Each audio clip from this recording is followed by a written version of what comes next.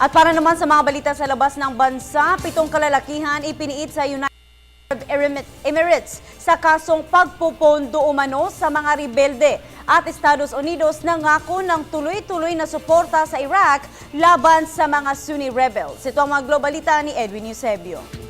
Ibinabana ng hukuman sa United Arab Emirates ang sentensya laban sa 7 kalalakihan. Di matapos na mapatunayang kaanib ang mga ito sa Al-Qaeda terror cells na kumikilos ngayon sa UAE. Ito rin ang silang nagpopondo sa mga militante na lumaban sa Syrian government ni Bashar al-Assad. Ayon sa mga prosecutors, sinubok ng grupo na mag-recruit ng mga UAE citizens para sa Al-Nusra Front rebels. Ito ay sa pag-asang makakakuha pa sila ng suportang pinansyal dahil sa kanilang layunin.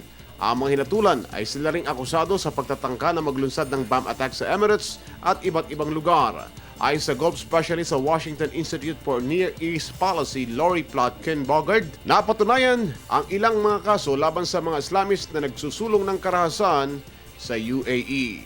Nangako ang Estados Unidos ng masidhi at tuloy-tuloy na suporta sa Iraq.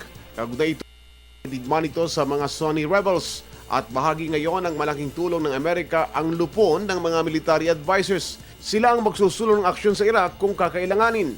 Ang pagpapadala ng naturang pwersa ay bunga ng kasunduan ng US at Iraqi government na nagbigay ng legal protections para sa US forces. Gayunman, lumalaki ang pagkabahala ngayon kung gaanong kalaking suporta ng US sa gitna ng panghihina ng Iraqi military. Naging karaniwan ng tanawin sa Iraq ang nakakalat ng mga rebelde at pagdiriwang ng mga ito sa bawat lugar na kanilang nasasakop.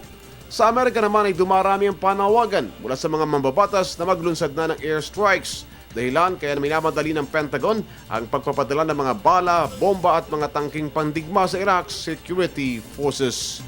Para sa Telebisyon ng Bayan, Edwin Eusebio.